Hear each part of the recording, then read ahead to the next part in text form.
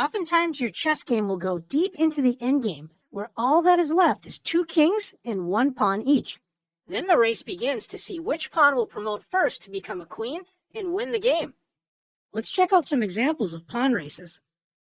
In this position, notice that white's pawn is only 3 moves away from promoting. Also, black's pawn is only 3 moves away from promoting. In this position, it's white to move. Let's see who wins the pawn race. White is only 2 squares away from promoting. Notice black's pawn is still 3 squares away. Black tries to catch up with b3, and now white is ready to reach the finish line and promote on the very next move. Black's pawn races forward, only 1 square away from promoting, but as we'll see, it's 1 square too far away. White gets to promote first, and by turning it into a queen, notice white delivers checkmate. Let's take a look at that position again. We are in the exact same position, but this time it's black to move. Does one single move make a difference? Let's see. Black plays b3, h6, b2, h7. Both pawns are just 1 move away from promoting. In this case, black promotes first with check, and notice the queen also threatens to capture the h7 pawn. So after the king moves out of the way, queen takes h7.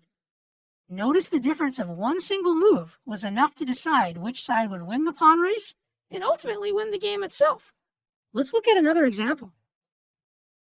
It's white to move in this position. Which side is going to promote first?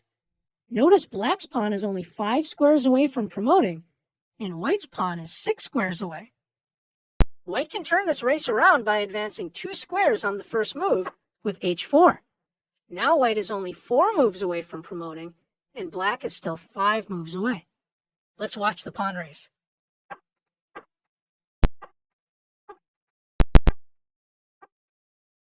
Both sides are just 1 move away from promoting, but white gets to promote first and delivers a checkmate. Let's take a look at one more example. In this position, it's black to move. So far, we have learned that the pawn that can promote first not only wins the pawn race, but usually will win the game because gaining a queen advantage first is usually enough to win. There are some cases where promoting first does not help. Let's take a look at this position. Black plays a2, white plays h7. Both sides are ready to promote, and black wins the pawn race by promoting first. Notice the new queen is lined up with black's king on the a1 to h8 diagonal. This could create some problems for black because after white promotes, white's new queen joins the a1 h8 diagonal, checking black's king, and also is looking at the queen right behind black's king, like this. So notice, once the black king moves, the queens are revealed, and white wins the queen. Now white is ready to win the king and queen versus king ending.